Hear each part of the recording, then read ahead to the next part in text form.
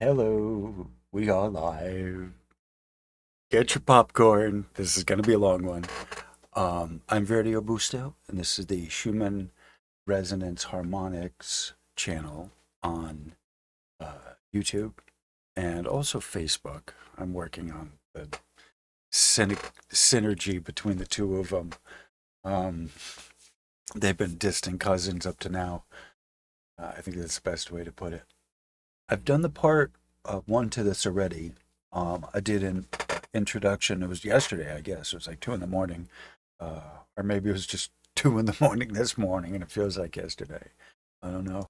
It's hard to tell the time sometimes. All right, so this is the ongoing saga of essentially the diurnal variations. What are diurnal variations? And that's these guys here that are, the 24-hour period. You can see it here, see it here. But that, to say it's diurnal variations is not explaining to people properly. And there's definitely a difference in 24-hour periods over the course of time. All right. So, first thing I would like to say here is if you're new here, welcome. Before I get into the presentation, the part two. This is part two of this. The bigger picture. The paid admission ticket, as it were. Um, Again, I'm Verdi Abuste. Thank you for being here. If you're new, I appreciate your swinging by. Welcome. Remember to like, share, comment, subscribe. And if you're already subscribed, remember to check. And if they've unsubscribed, hit the bell and the little the button and the little notification thing. I really appreciate very much. Please make sure to comment and go to some of my older videos and leave comments there. And I make it a point to as best I can reply to everyone. Sometimes I don't think I need to reply to it or whatever, but I'll at least give you a little heart or a thumbs up or both. All right, so I'm at the website, my website, Schumann-resonances.com, which just got linked to the. I get a link in the app at the Schumann Resonance app on the App Store, the Google and Apple both. I was reminded that it's 99 cents. I paid for it. I thought it was free. It's not free. It's 99 cents. So I paid it. I thought nothing of the 99 cents. So Alex Ford, I forget what his last name, Forta something, Fortasica, whatever, Alex. It's in Apple, it's listed as his name, the developer, and in Google it's listed as the company. So one is his name and the other is his company. So that's the difference of finding it in the Apple store, but there's not really many. And I did a post on the difference of the apps and what they are. At least so that is the difference between the two. The Apple is listed one way, but there's really only one Schumann Resonance app that's over there. There's another one in like Spanish. So if you're a friend of the, if you're that's your language, then you'll find the other one. But that's not. They're two different. Again, one is in Spanish, the other was in English. There's not a lot of competition over there. Okay, so all right, yeah. So get the popcorn. I got my coffee. The coffee pot is on. Um, this is a part two, the bigger picture, the fuller explanation of what's happening here. This is the version where I have to, I use a lot more words and I have to piece together a bigger picture for people in common language. It's sometimes the problem with language is that you can't get out the picture you have in your head to a common medium where you know the other person understands. And I've talked before about lexicon. I'm not going to go into it. I've made posts on it, and I'm going to make videos on this topic. But a lexicon is a shared vocabulary. So people in a certain field develop a lexicon, and that's what jargon can be. In some cases, it's the professional use of the language. And so that's one of the things that makes it difficult to get into the scientific and the technical and the engineering research, is having an understanding of what they're saying at the fundamental uh, workings of the mechanics of the trade or the industry. Um, and so there are, if you go to the magazine rack, place where, I don't know where they sell magazines, I'm thinking like Walgreens here in town. Uh, they have a magazine display, um, rack. I've been to the library a bunch of times. I go through the stacks, and you'd be amazed at the type of trade journals that there are. And if it's not obvious enough, I've said this before, that my preferred reading is research journals. You can tell a lot about someone by the reading they have on the bedstand next to them before, or whatever, or wherever they are, at their desk, or even if they have a place that they read. Some people don't have uh, a place that they read, and that's even in itself telling enough, I believe. Uh, so, so what you know, we're doing here is we're trying to develop a lexicon of shared understanding, and not just the words and the terminology, but what these values here mean. A lexicon in the kind of, well, we're decrypting the Schumann. So it's like, in some cases, it's like, I feel like a pathologist, someone that looks at, uh, how would you describe a pathologist? Is someone that looks at, um, dissects, uh, like a culture. I think that's a good way to put it. I am, as I've said before, I'm a technician, but I am also a diagnostician. And so one of my main jobs, or a lot of the work that I've done, has been a diagnostician when things have broken. And so, lawnmowers, simple enough things, but washers, dryers, I've always had to fix things for my mom. So part of the assignment that I'm supposed to be doing here, that, I feel that I contracted, I agreed to coming into this at this time, who would have known the Schumann resonances, there you go. All right. Uh, Atmospheric electronics, it's a thing. Um, so I'm kind of, I know a lot about this stuff. I'm willing to share. At this point, most of it freely. Um, but I'm tearing up now at this point, having the more advanced stuff kind of to the people who want to support it, right? Everyone's gotten the free stuff, the basics, but the advanced stuff, like, all right, well, I'll do some sessions with you, and we can sit down, and I'll explain the advanced stuff at an hour a clip. And I think that's fair. Everyone's got the free stuff by this point, the basic stuff. Uh, there are plenty of people, definitely plenty of people who want to know how the Schumann resonances technically work. And so that's what I'm doing here.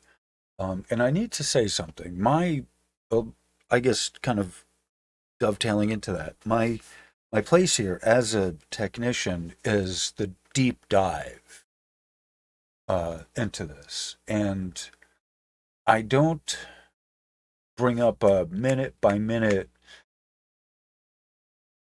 representation of the charts. I work to every day do one post on my platform, which includes WordPress, Patreon, the website, of course, the YouTube, and then I have other, this other secondary, like D Live and other places that I haven't tapped into. Like I'm overwhelmed by all of this as it is, and this is just the basic I do. The 5 points every day. And at Patreon, I'm doing a public and the subscriber only. So there's a basic, I'm tiering up. So there's a basic public service that I give, but then there's the advanced material for the people who want it ready. Here, if I'm not giving out the advanced stuff because it's like,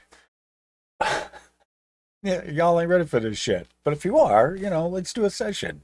My half an hour is like 45-ish minutes.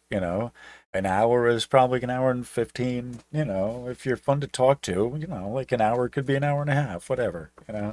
It's the point of it. It's like I enjoy talking to people about this, and wasting time chattering about this. So that's some house cleaning here. I just kind of sort of want to get through, talk about it, and I appreciate the support. There's a number, a good solid number, the terrific 10, I call it. Bradley, Bonnie, Jackie, Julie, David, Wages World, and I'll even throw Mark Pyers in there because he's always happy to see me when I'm in the chat, and he just does fabulous work. I don't know, 900 years, or I'm sorry, days he's been on. Freaking dinosaur, fossil cock. Um, and Mama Bear cares, and oh yeah, there's a few others, robed, and just robed rebel, and when they pop up, they're just friends who are here. So I know that there are definitely people here on YouTube and in this world that want to know how to read the graphs. And so that's what my job here in doing this is to really just explain what it is we're looking at on these the charts and the graphs. And there is a confusion of the I guess this may be shifting gears. This may actually be getting into the material. All right. So there's a confusion of, why are we getting, burps, peaks, spikes, when there's not much solar influence. It's a calm solar day. Extra, according to the meters, in the middle here. That's what it's showing you. The KP index, everything. It's just moderate. It's low to moderate, not peaking. Yeah, we got these peakies here during the middle of the day. Except the other day, we got, a couple, pillars there. I'll call them pillars. And synchronous mode, all of this lined up in synchronization, like synchronized swimmers or some shit. So low solar influence, low solar input. Why there then are we peaking? All right, so that's what this is discussing, is what we're talking about. And the peak of 84 starts, and yet yesterday it was in the 94 range. And so that was notable. So that's when we start getting into, hey, let's talk about it. And just as a public service reminder, I just want to, remind you that this is scaled to fit whatever the top of this is. I've talked about it, and hopefully I haven't mangled up the discussion on the understanding of this. But the peak that you see here, right, this peak here and this peak here, that number, you would recognize it horizontally as 40, okay, right? Properly, the frequency goes this way. These are the proper Schumann resonances is these lines here, the bands, the horizontal bands are the proper Schumann resonances. You got to remember that. So these bursts of amplitude are in the vertical column going through the atmosphere. Okay, traveling through the atmosphere, which is not coming in from the sun. Okay, you have to remember that there's the ionosphere that acts like a membrane. All right, so this is what we're looking at. This is what we're talking about, and so I get down here and I explain that on these relatively heavy days, it may not be heavy, but it's notable. 84 is notable. 94 was all right. Let's write home on this one.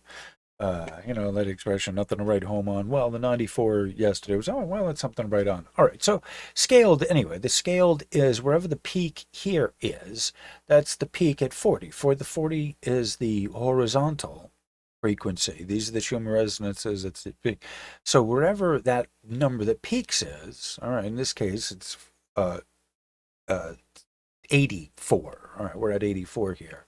This peak here. And the other day it was 70. It was less than that. Yesterday it was like 74. So, all right. So they're, it's notable. They're relatively high, and it's white mode. All right. So that's what people are freaking out about. They see the white mode is the tall peaks, and so it's gamma, whatever. All right. So when I got into that, so I made a little, all right, so let me read this. Observations, 05 May 2021 observations for, all right, hopefully I explained all the scaled thing. I was on that, I get sidetracked. I've said this before, it's scaled in there to fit. So wherever the peak is, you got to look. That's why you got to have the numbers, the actual numbers. You can't go by just a picture, the spectrogram, the fun, full color picture. It's not a freaking mood ring, for God's sakes. I'm gonna make that as a song. This is totally off of topic. But I'm going to say this. I was trying to think of what kind of merchandise can I do, like a shirt that would include the Schumann resonance, but make it into a joke or something fun or something, witty or whatever. And I just couldn't figure something, but I think I'm going to have a series of t-shirts about the Schumann resonances, but make them fun. Like I always have these little things about them I say. It's not a societal mood ring. It's not modern art. It's the Schumann resonances, for God's sakes. It's like I don't know. But it's a thing. Thank God for the terrific 10 of you who keep me sane. And I also want to say that includes my moderators too. At the Facebook, I get a promotion. I'm the admin at Schumann Resonance, single as in one, which is buggy, but I'm not changing that. Um, and Susie and Margie, who do a fabulous job over there, and they regularly talk with me about the difficulties of the people who don't want to answer the question, to get in, the get in question. Well, there's three of them. They're not difficult, they're just like, but they're there. Like I'm asking, are you here to talk about ascension symptoms, or, do you want to talk about, Schumann resonance stuff? What's your deal? And people, want to get, they request membership and admission, but they don't answer the question, or they, whatever. Anyway, so whatever. So it's work. It's work. It's work. And so now I have two mods over there who are doing my job, and I had to shut off some of the auto accept function, which was giving me like a wicked headaches over that. I was not very selective in who it was going to let in. I caramba. Anyway, so there's though the small amount of you keep me kind of sane, and I just thank you all. And Bonnie, did I say Bonnie? Yes, I did. I want to make sure I mention her. She's wonderful. My patron saint. Well, technically not patron. David is technically my patron saint, but Bonnie is wonderful. So, all right. So these are the observations. So I do the long range kind of thing here. And so it's not an instant, minute on minute, spot on spot. Oh, I got a headache. I mean, first off, I don't have a ringing in the ears. I don't have a lot of the symptoms that people have that they're freaking out about. I will just say from my own story that I do have aches and pains, but they are from I know where they're from. They're not phantom. They're from me having fallen out of a second story window. They're from me having gotten hit by a car that killed me when I was 7. Magically, I came back to life, but that's a whole nother story. Falling out of trees, getting hit by a hockey puck, playing hockey, playing sports. Just stuff that would have, should have, did kill me. It's, taking its toll on my knees and whatever, and all of the rest of me. So, so, as a,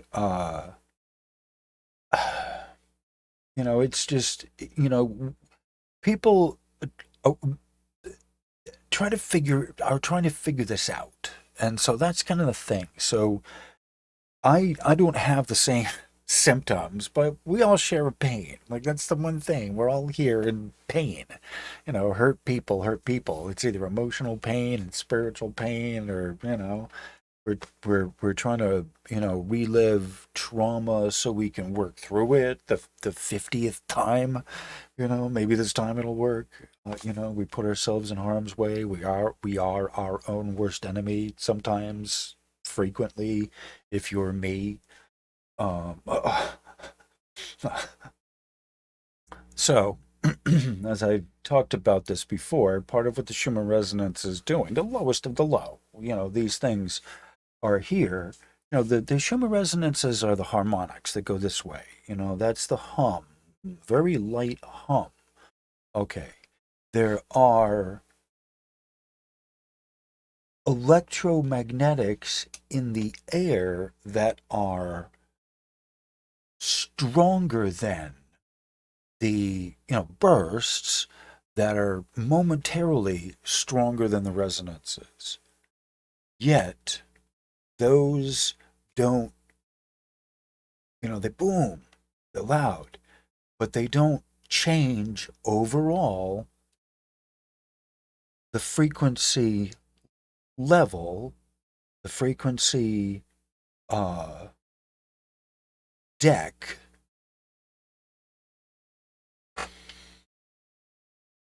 Can I use that expression with you? The frequency deck. That will get you to think in a horizontal fashion. That's the Schumann resonances. Decking. Foundations. You look at them. They're this. Right? That's the 7.8, this one here. They're all going. You see them. And they're these doohickeys. Wait, hold on. These doohickeys here, right? You see them. They're bars. They're not going to be raising. Right? No, they're at where they're at because it's part of the healing process that needs to happen here on Earth. This is one of the things that the Schumann resonances are doing now, is they're vibrating out, they're humming out the lowest densities.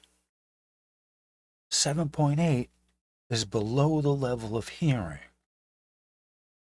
Not only is it below the threshold of hearing, you can't tell, auditorily, you can't tell the difference of 7 hertz, 7.8 hertz, or 7 or 8.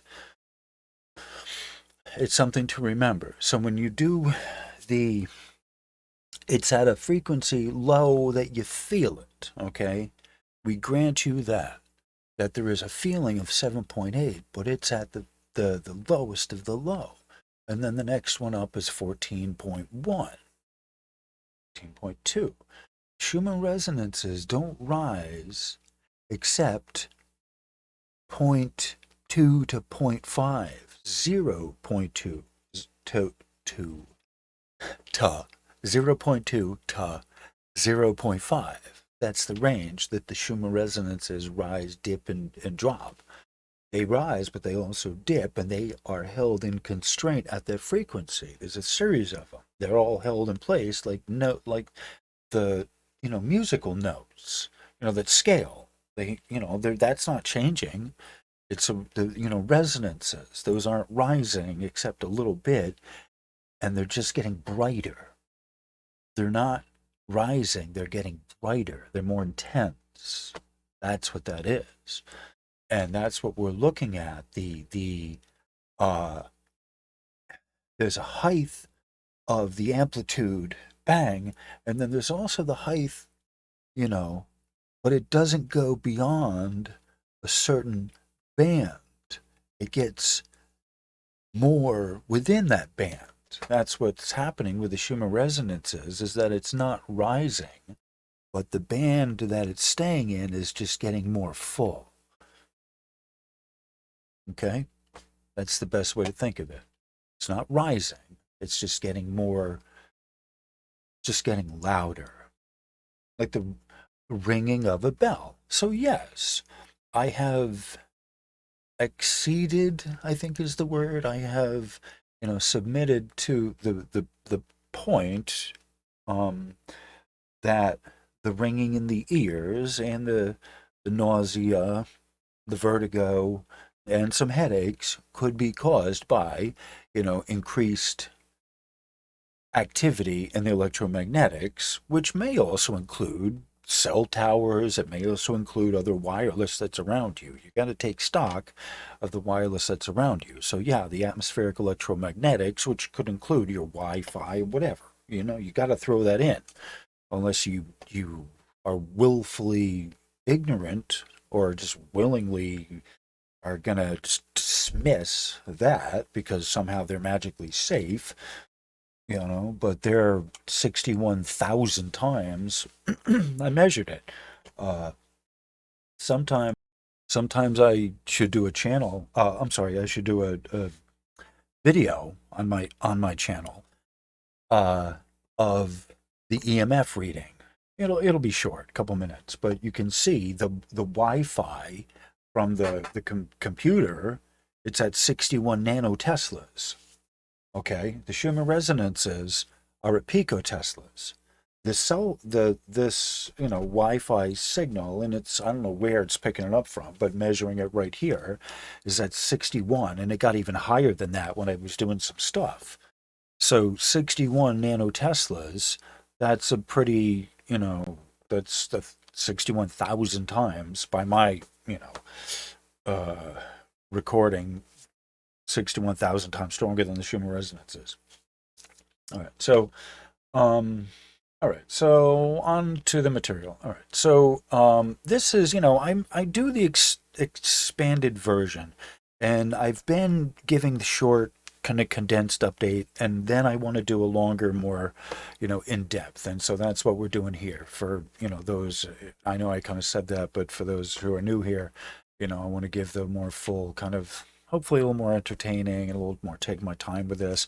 I do these as a premiere, Kill Time, Last Time Wages World came over. I have a lot of people that are in the other side of the world. I'm in Rhode Island, Providence, Rhode Island, and the East Coast, United States. And so a lot of my, regular subs are on the other side of the pond, or Australia. I get hits on, I get updates of hits on my website from all over the world. Like, holy crap. I all right, and I've talked to people on Facebook in Argentina, like, oh yeah, we're in a small world. All right,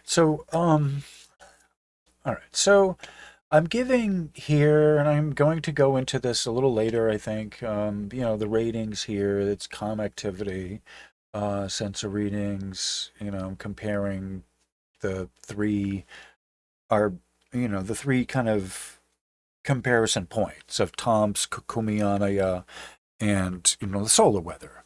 These are kind of our factors going on because Cumiana represents the seismic activity. They're in a seismically active area. What that means is when Cumiana is active, I go over and look for volcanoes. And they recently had volcano activity, and this is what I'm talking about at Etna. And I'm going to be going into this. I think 24, 36 hours ago, I think it was, I checked the seismo, and it was way in the tan. And if you're following along enough to know that that meter, the tan, is very, very active. That's at the 50%, 0 to, on a 0 to 100 scale, it's at 50. And then so when it's 50 or greater, it's like, oh yeah, it's, noteworthy. So, uh, I just recently checked in on that. All right, so the solar is showing calm, we're at 84 negative decibels, pico-electron-Volt A1 at, on the 5th at 15 local time, that's 3 in the afternoon local time, or 07 UTC, 7 in the morning. Overall, there was an overall plateau of about 8 hours, 9 hours, whatever. So 20 is 8 at night. When you'd probably expect it's nighttime. The sun should be sleeping. We need sleep, and the sun should sleep as well. So, roughly it's 11 in the morning, and that's when these recent, uh, um, plateaus. I'm not calling them peaks. They're plateaus that you see. It kind of rises up rapidly at 11-ish, moves across for 6, 7, 8, 9, 10 hours. Okay, daytime. Depending if you gotta look at the local weather at Tomsk as well. Is it raining there? Is it snowing there? That'll have an effect. People are always talking about, oh, good golly. People are always talking about the readings from Tomsk relative to where they are. Okay. And few, if any, ever go on the Weather Channel and see what's happening at Tomsk. Is it raining? Is it snowing there? Are they hurricaning there? Is it a tornado there? Are they doing construction there? Did the transformer of the electric train line near there blow up recently? Has someone been lighting off fireworks over there? I don't know. I'm just asking. Did you check? I don't know, because I haven't checked, but I have in the past. I haven't now, but I have in the past. I've done my due diligence, and I've lined stuff up, So, again, I remind you, there's an operational range of 5 kilometers, 25 kilometers, maybe in the magnetic band. There's an operational range of like 1 kilometer in the vertical column, and with the magnetic field, you have more leeway. 25 kilometers maybe you can capture on a good day, but it's in the middle of the city. You gotta look at where the antenna is too.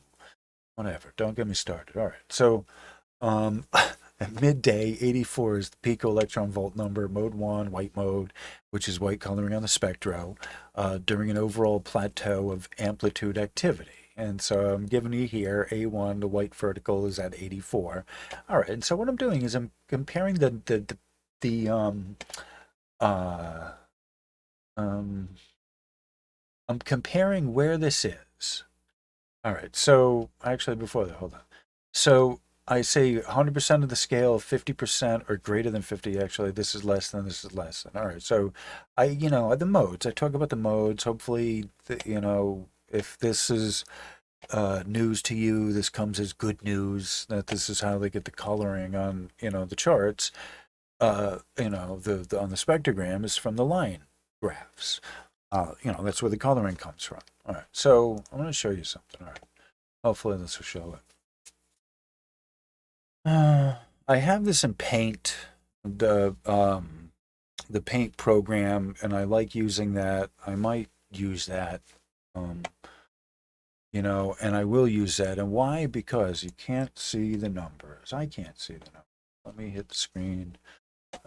Hold, please. System processing. Please wait. Okay, we're back. All right, so what do I need to move? All right, so there we go. Yay, I like it when things move when I want it to move. All right, so what we're looking at here is, I don't know how to explain this in words, but you got to look at the peak here.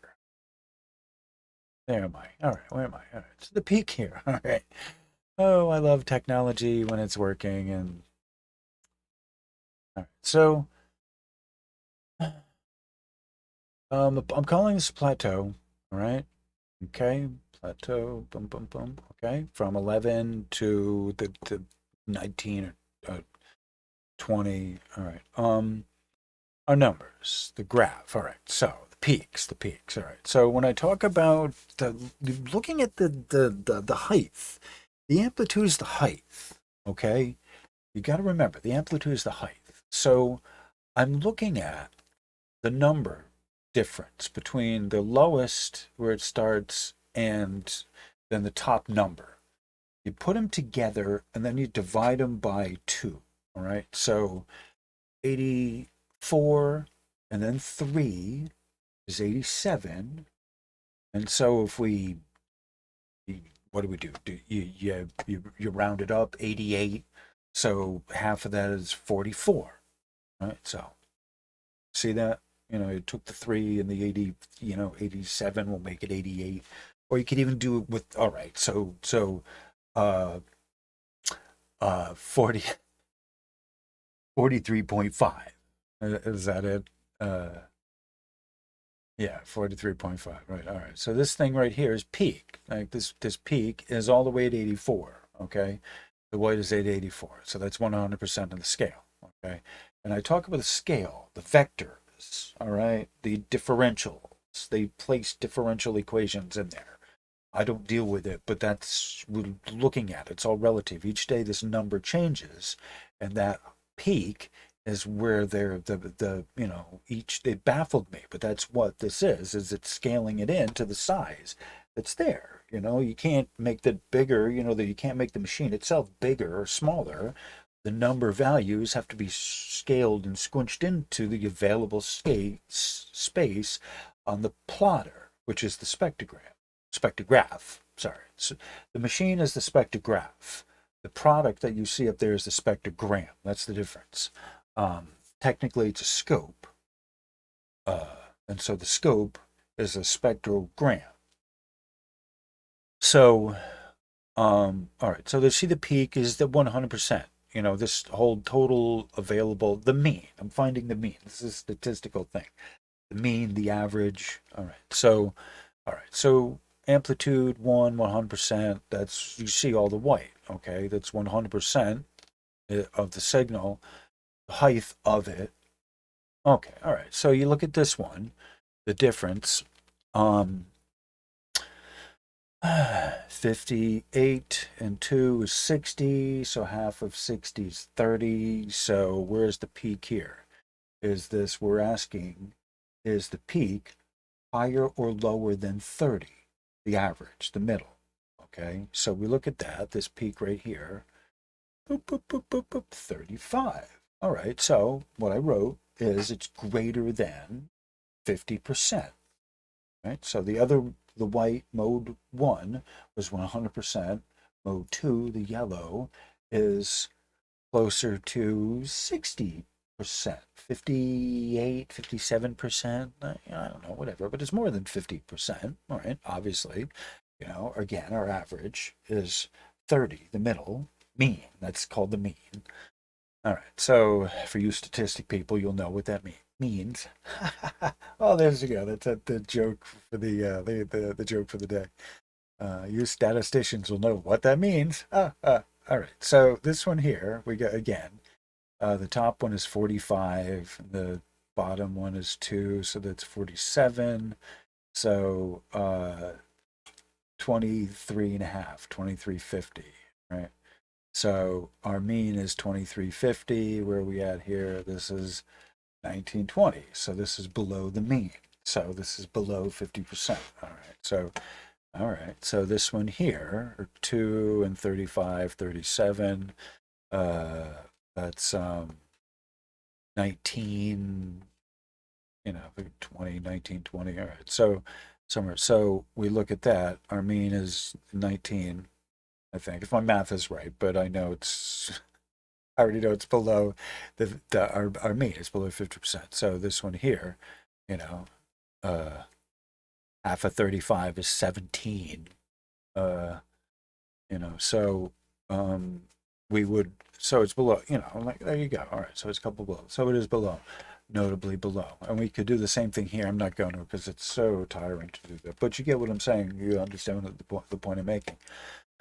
That we're looking at the strength of the upright, the strength of, or it's not, it's the like the loudness, the intensity, the strength of the signal. It's not the frequency, it's the strength, the height of the signal. That's what the amplitude is measuring, the upright of the signal. All right. So just pointing that out. And something else was that I want to point out was the synchronous mode of the magnetics responding to the amplitude too. You see the white is not, the white, it was white, very electric, so the white doesn't need to, but these ones in the middle here, this is where you get the strong orange and rust and burgundy, and you see that there.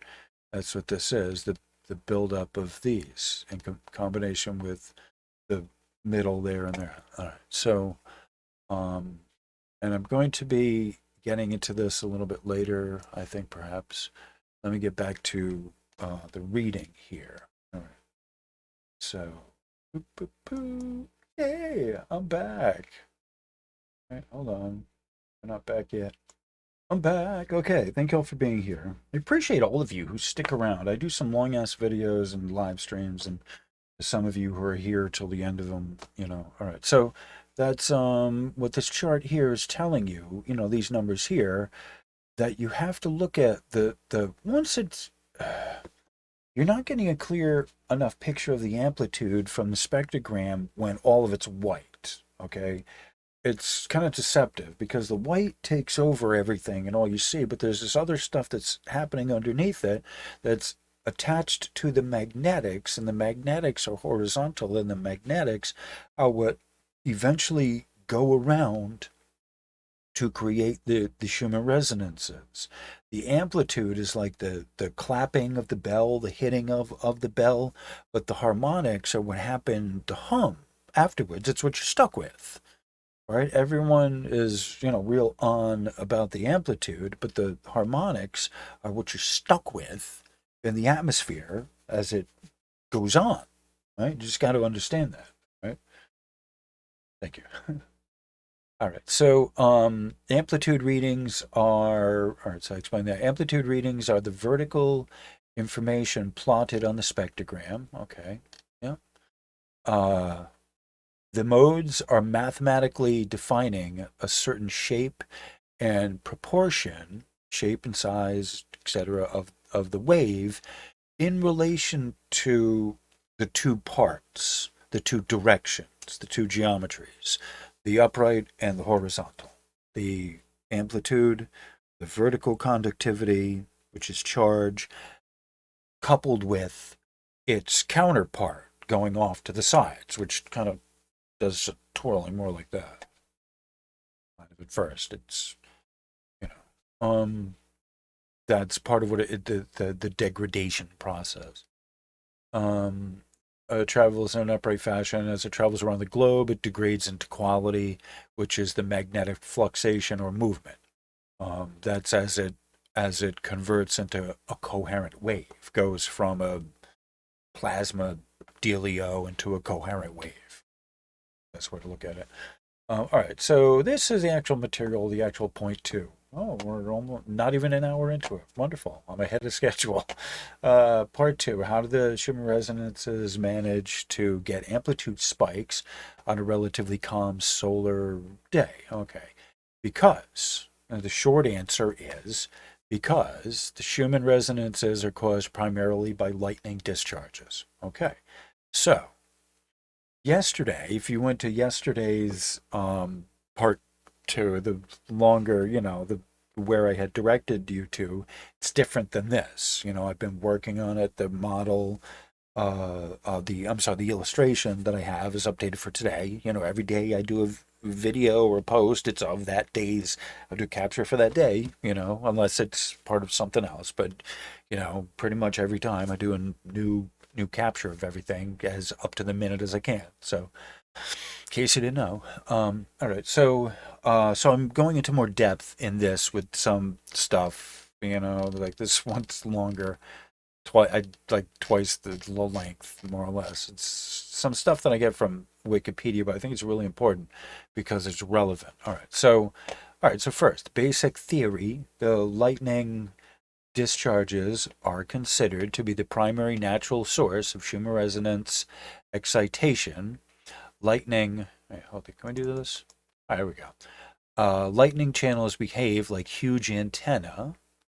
Lightning channels behave like huge antennas that radiate electromagnetic energy at frequencies below about 100 kilohertz.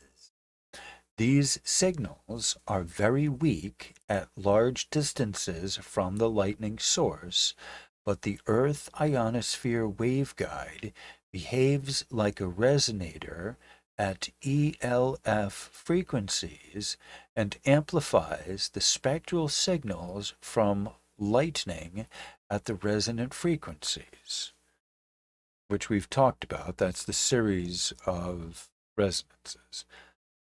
Tomsk shows the diurnal variations of the daytime side, which is giving us these spikes due to the strength and integrity of the D layer primarily. Okay, this is the theory. I'm going by the accepted theory here of what I can prove and give you a gazillion links to. These peaks appear in midday when the phi angle is directly overhead. Okay, as a working model, I like to consider the Schumann resonances composed of 85% lightning, as we just saw there above, which is electron discharge from the ionosphere to the Earth ground, and then 10% solar influence on the ionosphere as the normal part of the upper DCC. So, that would be CMEs and sunspots as well. And then 5%, where am I? 5% other influence on the ionosphere. And that, and I wrote as a caveat to include the actual magnetic link to other planets making transients. Okay.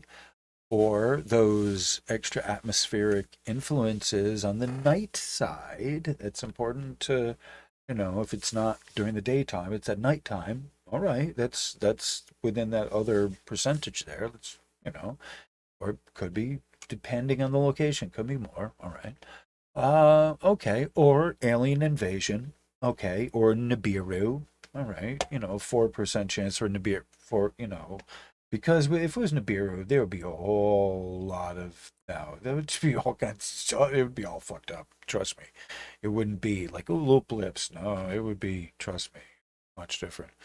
Uh, or, the LHC at CERN, or local transients like the electric train in the neighborhood, or, oh, good golly, did the transformer at the electric train station blow up, or was someone running the super collider at the Polytechnic store? I don't know. Did you check? Because I didn't. um just wondering. Just taking a temperature on everyone. No one did. Checking the Polytech. Well, I have. I know the stuff they do there. um if you didn't check, you should. Um, it's within walking distance. It's within damage distance if something goes wrong. Put it that way. It's important to remember that the interplanetary magnetic link with the sun is measured in nanoteslas, which are generally 1,000 times stronger than Schumann resonances, which are in the scale of picoteslas. Again, these are hums of the atmosphere, which is like a ringing or a resonating bell after it's been struck or clapped. The proper expression is clapped. All right. It's a bell clapper, unless you're hammering it. I guess that's a little different. But the striker thing in the middle of a bell is a clapper. In case you didn't know that, it's one of those little fun little trivia things. Okay, so this is from Wikipedia.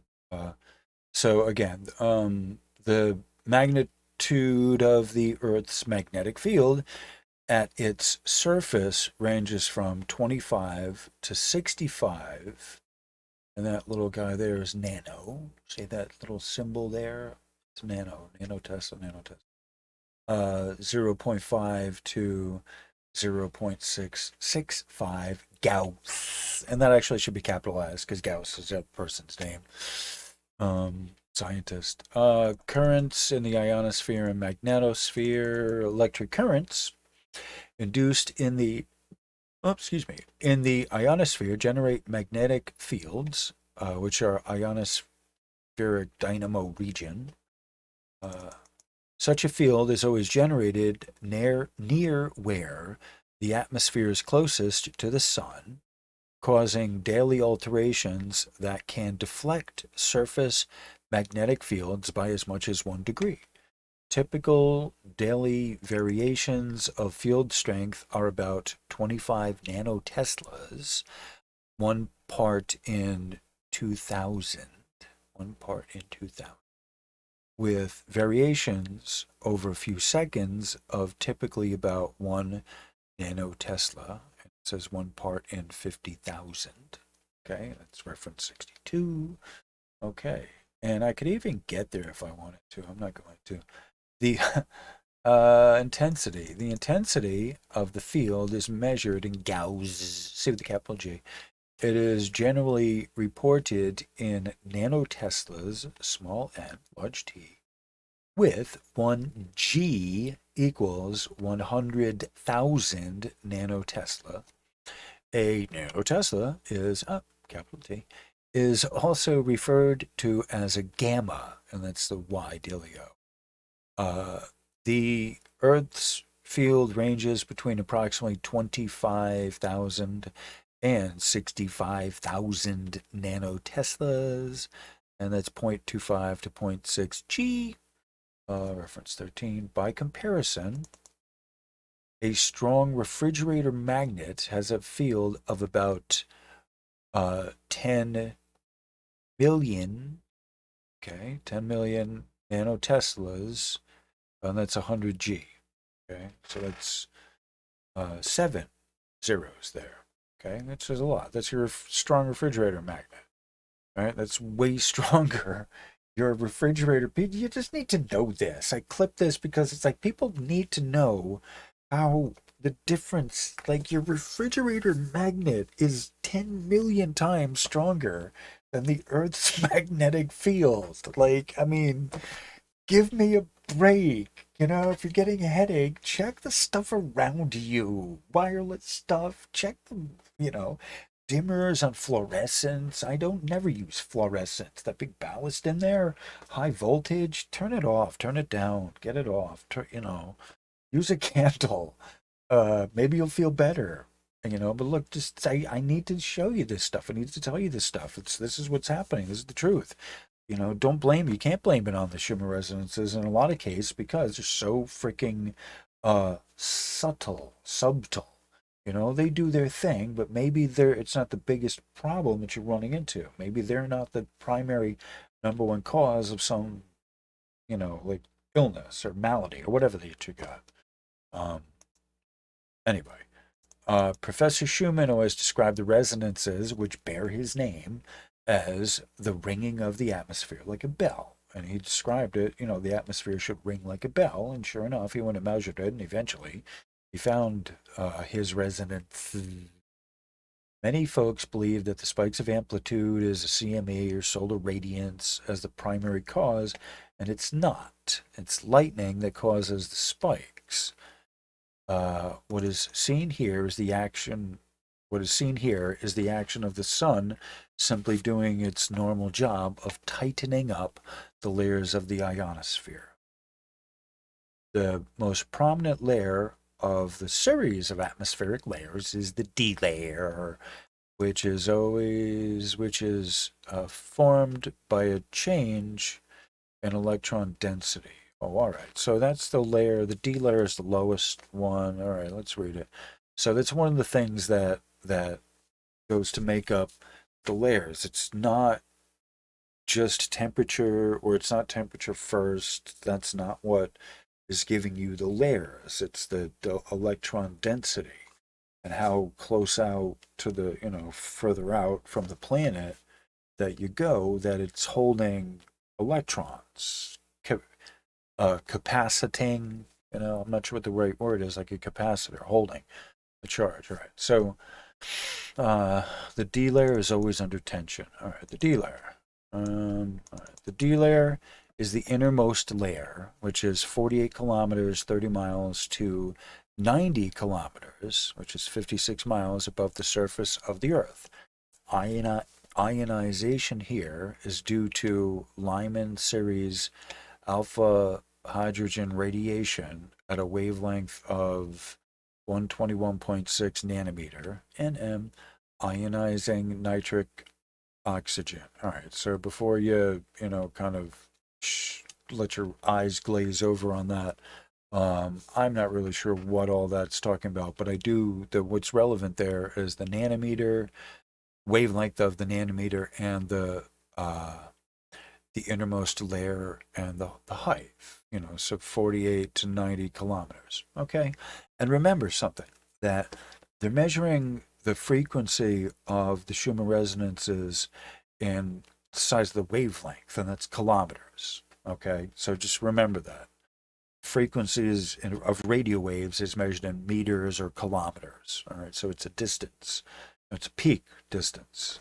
Whereas your speed in your car is a straight line velocity, miles per hour. All right, this is a peak to peak of per hour or minute. So that's what a frequency is. It's peak to peak per second. In addition, high activity can generate hard X-rays, wavelength less than 1 nanometer, that ionize N2 and O2. Recombination rates are high in the D layer, so there are many more neutral air molecules than ions. All right.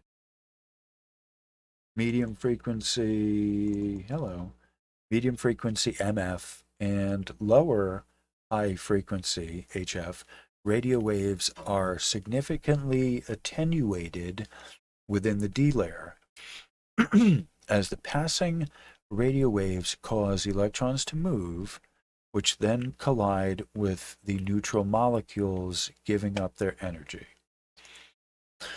Lower frequencies experience greater absorption because they move the electrons further, leading the greater chance of collisions. This is the main reason for absorption of high-frequency radio waves, particularly at 10 megahertz and below, with progressively less absorption at higher frequencies. This effect peaks around noon and is reduced at night due to decrease in the D layer's thickness. Only a small part remains due to cosmic rays. A common, all right, you see that? The effect peaks around noon and is reduced at night due to a decrease in the D layer's thickness. A common example of the D layer in action is the disappearance of distant AM broadcast band stations in the daytime. During solar proton events, ionization can reach unusually high levels in the D region over high and polar latitudes. Such very rare events are known as polar cap absorption or PCA events because the increased ionization significantly enhances the absorption of radio signals passing through the region. In fact, absorption levels can increase by many tens of decibels. You see that, right? Right? Decibels, right? That's our intensity, okay? During intense, many tens of dBs during intense moments, right? It's intensity, okay? Right? Which is enough to absorb most, if not all, transpolar, HF, radio signal transmissions. Such events typically last less than 28 to 48 hours, right? Unquote. These bursts of amplitude is the upper ionospheric charge releasing into Earth's current. It's essentially the ceiling, the waveguide ceiling, coming down to meet us. I will explain further.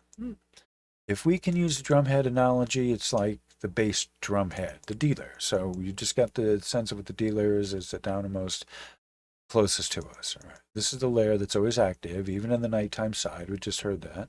The ionosphere is loose on the night side. Thusly, some of the resonances do radiate out into the larger magnetosphere that envelops the surrounding the planet. All right. One might best picture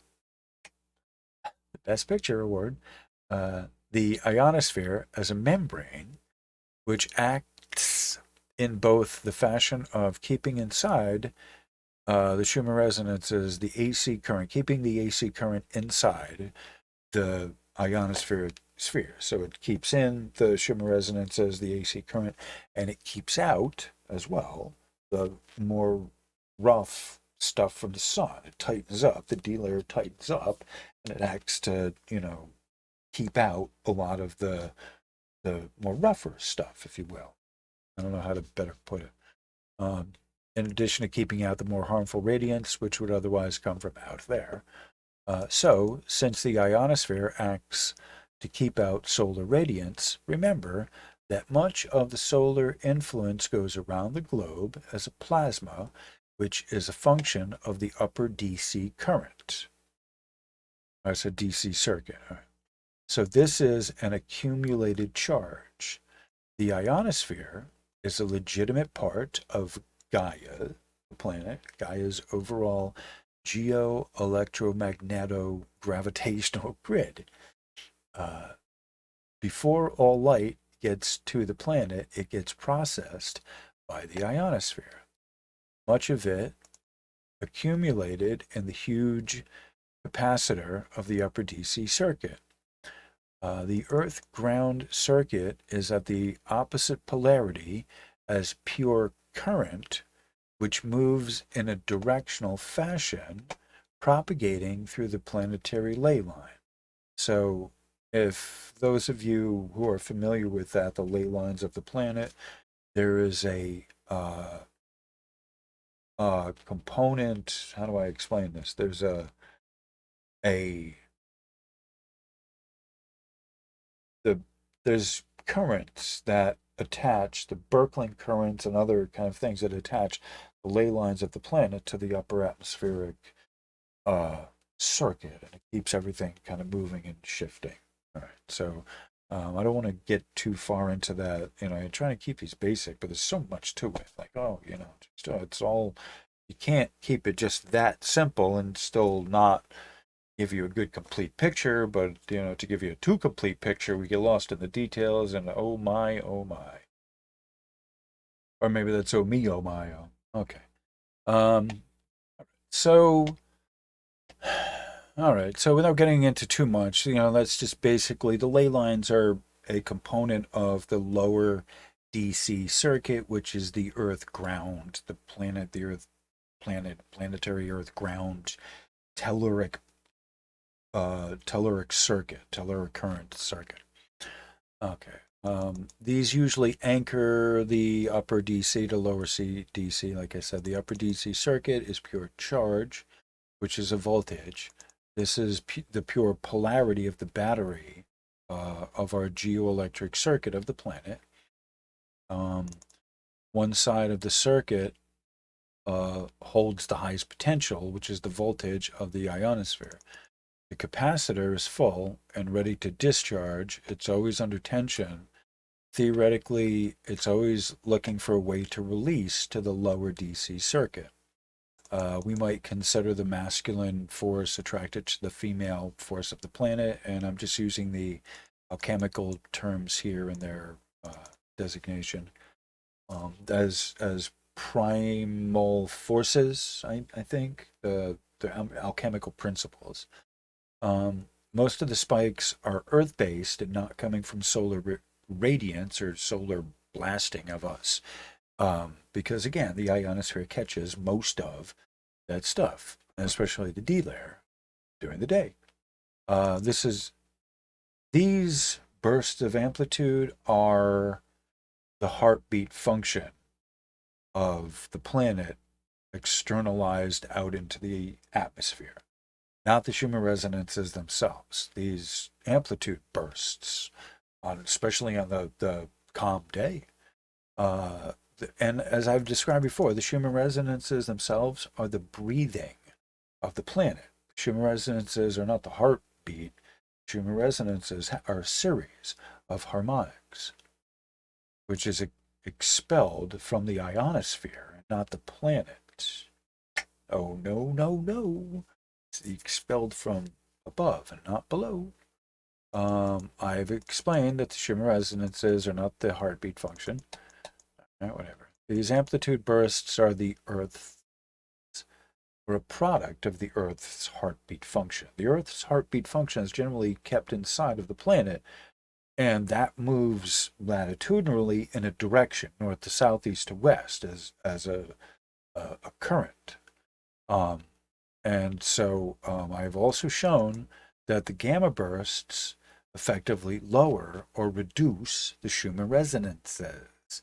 It is the integrity and the geolocation of the D layer, primarily, which creates the vertical conductivity channel. Okay? And thank you for being here with me. If you've been here for this long, we'll, I think, maybe do a video stretch or something. I don't know. If Alex was here, I'd have him play some music, but he's not. He's in somewhere in Massachusetts. Alex's father bought him a home. But I should let him make that announcement. But that's good news. Alex actually has a legitimate roof over his head. So anyway, we're going to do a live stream from there when he can get his stuff together. I don't know. There's a lot going on. Anyway, that's real exciting news. That's an update from Alex, by the way. All right. So as the vertical conductivity channel, which is the ceiling of the waveguide, which the resonances, Schumann resonances, wiggle and vibrate, oscillate within the waveguide, the electromagnetic field becomes stratified through a density discernment process. That's how you see those bands, the horizontal bands. the air electromagnetogravitationally becomes rarefied, like butter. Another analogy might be water, salad dressing, like an Italian salad dressing where you got oil and water, oil and vinegar, like this kind of stuff. Or maybe centrifuge analogy. It's all in motion. That might work. Something where you're starting to part out different, see different layers of it. Like that's, I'm trying to give a good analogy here. I'm not sure. None of these may actually be working for you. I don't know. Lightning also discharges. Oh, can't forget this. Lightning discharges. It's being seen more and more. Lightning discharging upwards from the ground to the sky. So those releases will show up on the Schumann as like just as the other kind, because it's a discharge and potential across two varying poles, one of the two different types of energy, but it's always moving. That the charge to the current or the current to the charge, back and forth. It's how the cycle kind of powers itself. All right. And as suspicious observers has pointed out, it is largely due to the weakening magnetic field of the planet that's causing that. Everything's shifting and wahoo. This is an ever-increasing phenomena that you may want to start consider factoring into the equation there somewhere. Earth's power is generally locked within the crustal plate structure system, which does not easily radiating it outwards into the atmosphere as a guiding principle I operate by. So it takes some force, like, say, the lightning moving upwards, or, say, seismic activity, or some, a quarry blast or a volcano blast, something like that. Some great force will move an amplitude channel through the air, okay, externally. However, the DC circuit, the lower DC circuit of the planet, generally keeps it all in current, going from someplace on or in the planet to another place on or in the planet. It doesn't easily give up outwards into the atmosphere that those electrons. They're now like neutrons or some shit. I think that's the best way to put it. The electromagnetics are not leaching out from the planet itself, as I just said. Seismic activity will release a charge. The charge is intensity as measured in the decibel meter, which is amplitude or voltage, the plus or minus, the vertical column, or the vertical conductivity channel. All right, and so I put this little note that said, when one looks at the circuitous route of an actual lightning discharge, the path of least resistance does not quite look like a column. I wouldn't describe it as a column. I describe it as tree branches, like whatever. The strength on geolocation of the D layer acts as stabilizing foundation of the upper DCC. All right, that's the upper direct current circuit. Again, it's the pole of our the geo battery system. I've described this. I don't think I described it here exactly, but it's a battery between the two poles. Like you have north and south, or plus and minus. The red and on your car battery, you have the red and the black. Now one's a plus and one's a minus. But it converts from a current into a charge, right? So, the difference of materials also conducting current between lead and acid. A current between lead and acid will produce a charge at the end of it, a voltage off of the lead. But it's a difference of material that's transferring, transmuting power from one type to another. All right, so All right, so this is the end of it, and I'm giving some links there. All right, so that's the end of this article. I changed it a lot, doubled it or whatever. I spent a lot more hours on today. I would spend a number of hours on the other one, and this one I spent a lot more hours today. It's well worth, this video is taking half as long as the amount of time that it took me to make these changes on this, just so you know. I do a lot of reading and research, and uh, I'm not patting myself on the back, but let me just say this, that it is worth patting myself on the back over this because it takes a lot of hours to do these, and even though I'm not, at this point, the videos I do is just one take. I'm not editing them. It takes such a pain in the ass to edit them, for cut out a couple seconds here and there to, just like, oh, this is me. Sometimes I stutter the words and, I try to hit the pause, but whatever, it's me. So I'm glad to have you here. Thank you all for being here. And I'm going to make this a premiere. So, the amount of time it's taken me to do the video is half the time it's taken me to get all these links today and read it and, to tighten it up from where it was yesterday and to look at this. And, we really are learning this.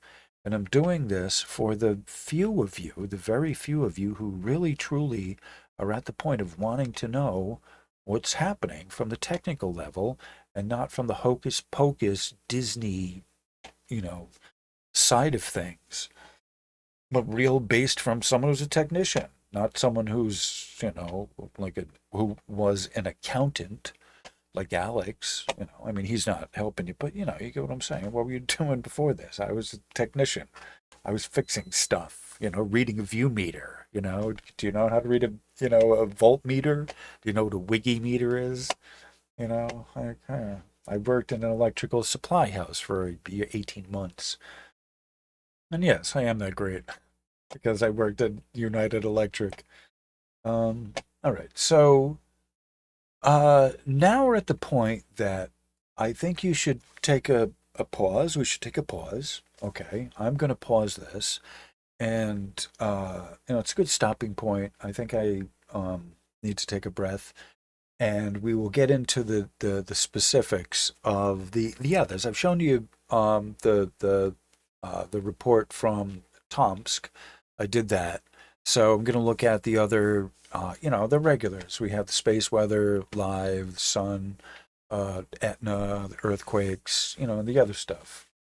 So it's that time. So I'm like, let's figure out halfway through this. Like, yay!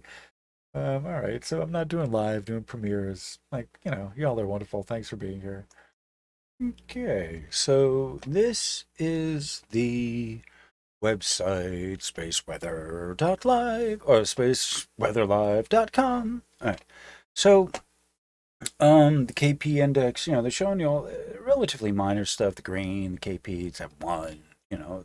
These numbers, the kilometers a second, that's the wind speed, and then cubed, the 3, that's density. All right. So this number is, I've seen this up to like 500, like if I remember correctly. And I really can't tell you how, how to kind of read this properly. All right, but we're talking about nanoteslas here. This is the intermagnetic planetary field. This is not very strong, and this is not either, and I'm not sure which direction of this is favorable, but I would tend to think that it going south, it's all going south at some point. So I'm not even going to pretend I know what I'm reading there. Relative to the graph, this stuff here, the BZ, like that's, I really need to study up a little bit more on that, honestly. I don't know enough to tell you knowledgeably. I know what it is, but I don't know enough to tell you knowledgeably about how that's working. I'll have to do a session on that so we can work out through it, these issues together. We'll learn at the same time. How about that? I'll do a live stream on it, maybe. All right. So this is gigawatt here. Northern, southern hemispheric power, is that how much all of them? Space weather live, NOAA. Okay. All right. So this is just a general overview. It's not very, all right. So I'm just showing you right now the current conditions. Not very, you know, calm. It's just calm.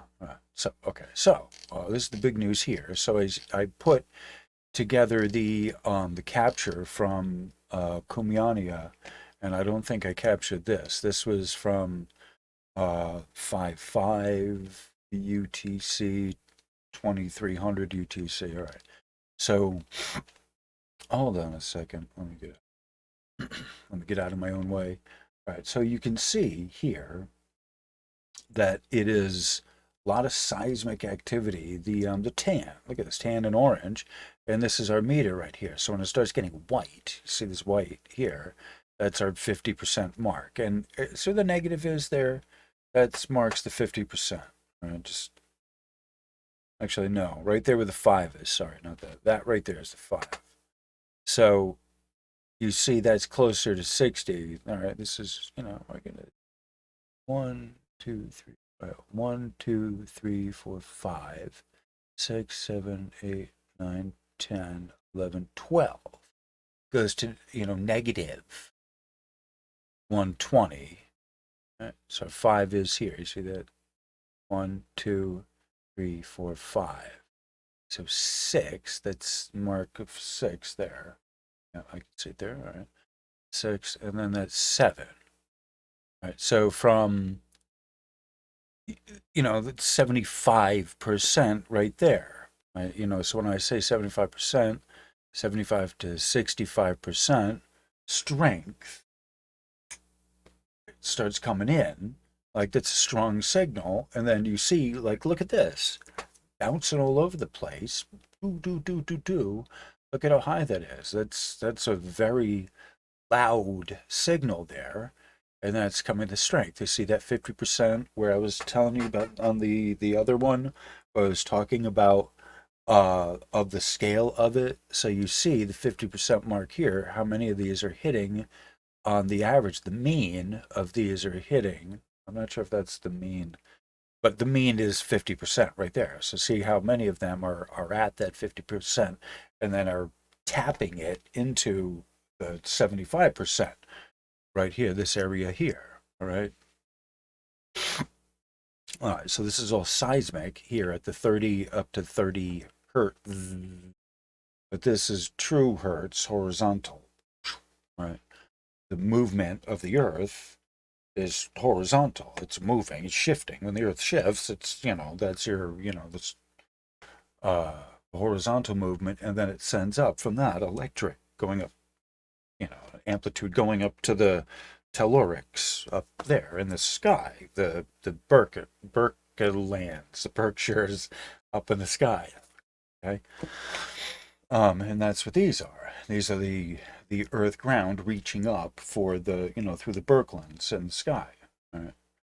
Berkelands, or there's a few of them, few currents. There are a few different things going on up there. So you see these bursts here. This goes up to 105 on the vertical conductivity channel. But we're looking at our scale here, the intensity here. This is our electric scale of intensity decibels here. And then this one here is our seismic intensity. All right. So we see the crazy activity over here, and we got to think local, not the sun doing this, okay, because it's seismic, obviously seismic. So we look now, look here at, when we're talking about local, look local first. Here we go. I get a sneeze. Okay, so this is our seismic. I don't take captures of seismic every day. When there's things that, oh, if I had more time and the energy, I would. That's one of the things I do. But That's kind of one of the reasons why I do these videos, is so that I can at least document it in some form. That we're, I've gone over there a few times as one of the regular stops on my browser tour, the browser dump tour. So you see how close. All right. So by comparison, this right here in this area here, generally top of Italy, that's where Cumiana is, northwest Italy. Okay.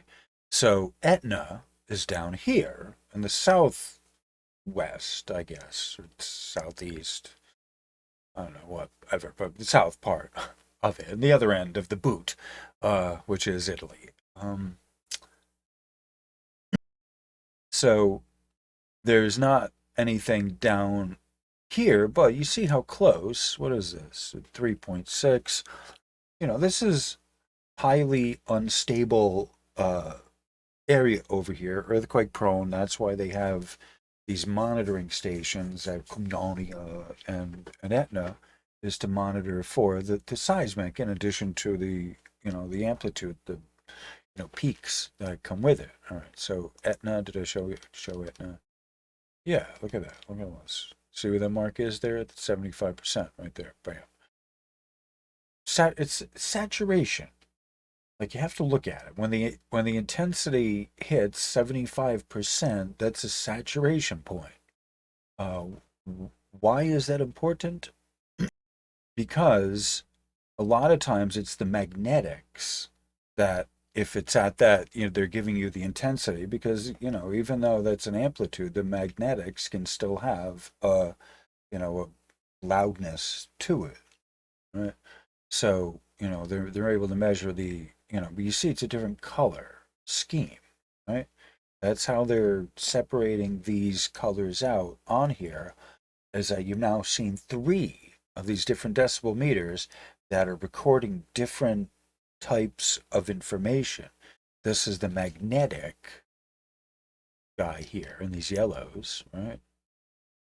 And ULF magnetic field, ELF and ULF magnetic field, right? So this range of colors, from the navy, black, deep blue, into this kind of aqua, and then yellow, and then red, okay?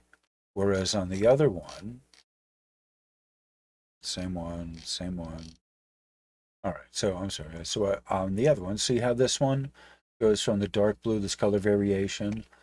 This is the geophon for the mag, for the seismic, right? This color scheme out of here is yellow, but that's not the far end like the other one was, right?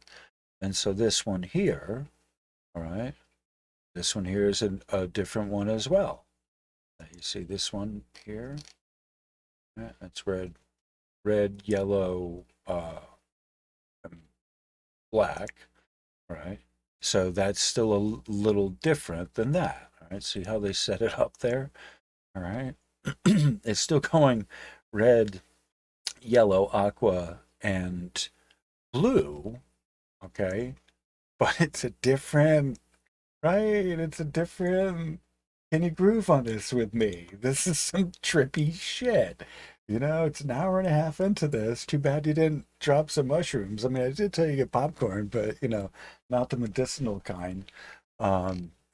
Sometimes I feel like, Dr. Johnny Fever, and like, I always wanted to be a DJ. I was a college DJ at Mitchell in New London. And I played some new stuff, but it was AM radio. No one listened to it, and I really just wanted to be on the radio because I wanted to be an engineer, the associate engineer that plugs everything in and knows like how it all works. And I found that, but they wouldn't have me. They already had an engineer, blah blah blah, But it was fun to talk to him, and whatever. Anyway, so you see there's a different color scheme here. White into the orange, and then the pumpkin, and then the blue, right? What is this one? This is the geophone. This is the seismic, okay? And then we have once again, we have the VLF monitoring of the Marconi antenna, basically. That's what this is, right? And then we also have the scale here, which gives you the decibel of the side, the intensity. You know, this is the horizontal frequency, and this is the intensity of it. All right, all right, all right, all right, all right. Okay, all right. Okay, and so this is the orthogonal loop. Boop boo. Okay, and this is the lightning. Well, how is our lightning doing? All right, this is a real-time lightning monitor. All right. Not much going on. There's a little bit there. All right. This is, you got to remember, this right here is what's causing the Schumann resonances primarily. Anything going on? No, not really. Well, it's 2:42 here my time, and I'm plus. Oh, I'm negative 12 Tomsk time. 22. I'm like negative 22 Tomsk local time, right? 12. I'm minus 5 UTC here in the East Coast. I'm minus 5 UTC, but then that's also plus 17 for Tomsk. So 5 and 17 is 22. So I'm negative 22 Tomsk local time, right? Just 5, the East Coast time. Right. So middle of the day there, I think. For what it's worth. All right, I want to show you, let's do something else fun. All right, let me, sensor reading.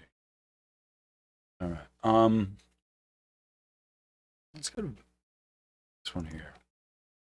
Actually, I think I have all of them over there already. Ooh, this one's new. What do we got here? All right. Wow, this one's fun. Okay, hold on. Making my big ass head out of the way. There we go. So, this one is website is vlf.it sos hyphen enattos. All right, this is ECO, ELF monitoring station.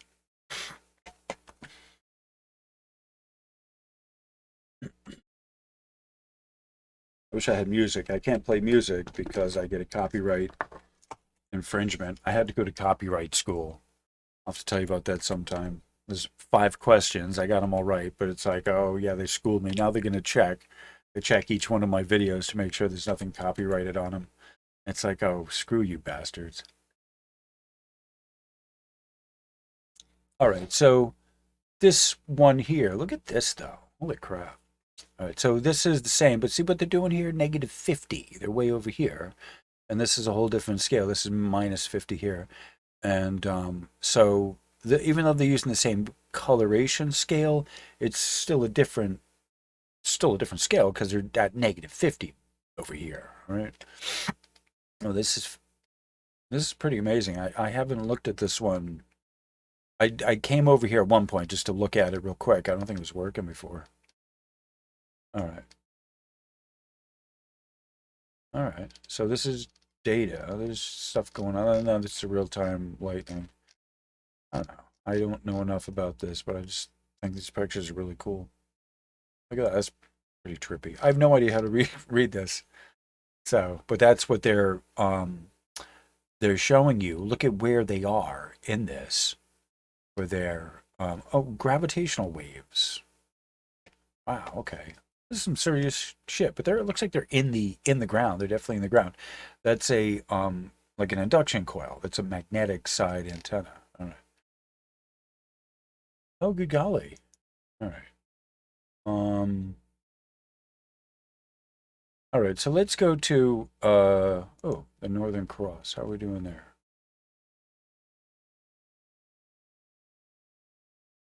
Not much going on. All right, okay. All right, volcano. I showed us the volcano. All right, let's stop playing around. This. Oh. Looks like Mercury just took a direct hit. Look at that, bam, or will. What time is that? The 3rd. Boom. Yeah, I think I actually saw that. Mercury took a direct hit on the 3rd. And then Venus took a glancing blow, or did not. All right, so that's Venus. The green weather is Venus. This is Mercury right there, direct hit, boom. So I talked about that, I think, last video maybe. I think where I did a update that, like Mercury retrograde, if you don't believe Mercury retrograde affects you or whatever, like that's at your own peril. But so stuff like this, can affect if we're Mercury retrograde, like it's a direct spot on, charge to his Lord Grace. So that, Mercury is a messenger god. So whatever, believe what you want to, you know. All right. So this is the Yellowstone update. And if you're into Yellowstone monitoring, go see Mary Greeley News on YouTube. She does. Ooh, oh, that wasn't what I was looking for. Wow, this is not behaving like I wanted it to. It's not what I was looking for, man. All right, here we go. Wow, look at that. Look at that. Look at this. Look at this. Wow. Wow. Maybe I shouldn't have looked. And this is, all right, so if you didn't know, these are the dates. The color is the date. I love explaining the color, what the colors on these things mean, because even though it's there, some people really don't know what they're looking at. All right, so you mouse over it, 2, 3. I've done this before with y'all, I think. 2, 3. There's nothing really, so, and the bigger the square, the bigger the thing. But look at this. There's a lot. Look at these. Boom, right on each other. How far apart? 2, 3. They don't give me the time. 2, 3. Come on. 2, 3, 2, 3. 2, 3. I think last time, we saw something like 3 5s or some shit. 2, 3. They're clustered. When they're clustered in a line, you want to be cautious. You want to be aware. See how these are all lined up? Look, though, how they say, oh, not to worry about it. Yeah, bullshit. You don't live there, buddy. And they said, and Mary makes a point. This is all rhyolite in here. That's highly explosive relative to, lava. Oh, in fact, speaking of which,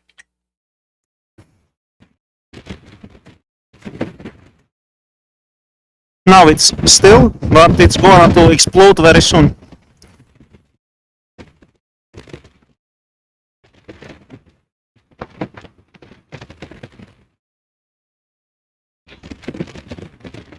Wow, look how beautiful it is. okay, so that was the latest update from the volcano in Iceland, Fagradalsfjall, I think. I know that's not how you pronounce it, but that's how I remember how it's spelled. I have no idea. I'm so glad I don't have to learn that language, But English is the worst out of all of them, we're told. Even the other, the Nordic languages, oh, not that bad. It's somewhat logical. English, nope. Okay. All right, so I did Etna and some other stuff, wasted time on that. I think we could there. All right, so I think we'll call it a video. We'll call it a day. That's, an hour and a half. That's definitely long enough to be considered a long video. It's almost the length of a movie. And if you're here at this point, I know there's, Bradley's here and a few of you follow along. And hey, if you felt like the video dragged in places, let me know. Um, I think that's it. I don't know when I'm gonna do a live stream again. They're hitting me with the copyright check thing to make sure that I don't, So I think what I'm gonna do is record I am probably gonna save the video when I do a live stream, save the video as a finished video on YouTube, but when I do music, it's probably going to catch it. I don't know if it's going to let it go through or whatever. I really don't know. I don't monetize my channel, so I have more leeway, so I can do fun stuff. But I'm not the copyright holder on the music, so who knows. But what I've been doing is recording a lot of stuff here and then playing it on the live stream. So even though the live stream doesn't go through, I still have a lot of the recorded video, the lesson. So people can get the, the lesson independently of the live stream, and just have the live stream as another way that people can interact with me, and that's kind of what the deal here is. My guides have suggested is that I need to be available to people that are willing to learn and talk to them about um, the specific questions on some of this more technical stuff that no one else is really able to talk about. The professionals they're lecturing, they're doing their thing, they're not talking here. Hopefully I can get some interviews with some professional people, in the future, but whatever, it is what it is. So we're kind of left to fend for ourselves in this, and hey, I'm here to do this, and I'm happy to do this. I get a big joy out of people who, talk to me and tell me that they haven't, that I have revealed something to them that they hadn't been able to figure out for quite a long time. There's a lot of missing gaps. And when people come to me and tell me that, they are, so happy to have finally learned some stuff, something. Oh, look at this. Well, no wonder. All right. What's going on here? Should have clicked on this earlier. What's this? This is seismic activity, earthquake map. You're not going to. All right, hold on. Come on. Come on. Not even showing me. All right, whatever. But this is right in our area here.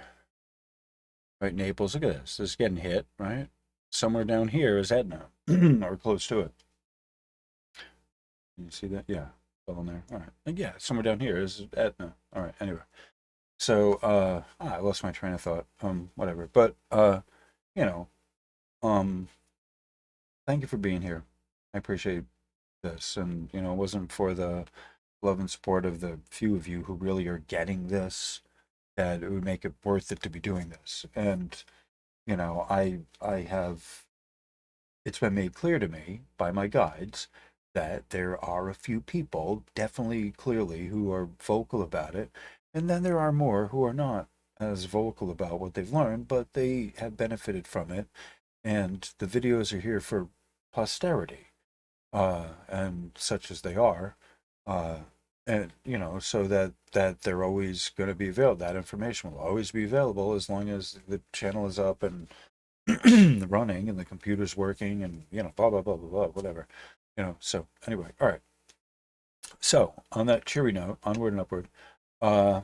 Thank you all for being here. I appreciate it. Your love, your support, your comments. Those who have sent through PayPal, I appreciate that. And the Patreon subscribers, and just everyone, the people that have been coming to the website and leaving comments, and I have a chat feature over there. It's available. I want to answer specific questions to people. So thank you for being here. The people who I get the good comments from, it makes it worth it. And I try and focus on that, just that. So thank you all for being here. I appreciate it. Everyone, have a great rest of your day. And, I'm going to post this, and we'll send it up the flagpole. It'll be probably like 5 a.m. my time, but by the time it finally gets processed and out to you, but whatever, my biggest fans are on the other side of the world, half a world away. So it's like, it's they'll get in the middle of their day. They're, they, a few of them, like when I do this, they get it right. They're right there. So, it's worth it to me to be doing these late, it's like 3 o'clock my time, Eastern, US. All right. Yeah, gotta go so I can post this. Much love. I appreciate everyone for being here. Thank you very much. And I guess I'll be talking with you in chat soon. If I don't fall asleep before then, whatever. Anyway, all right, onward and upward. All right, so on that, excuse me. All right, so on that cheery note, thank you all for being here. Appreciate the love and support very much. And like I said, I will talk to you in chat.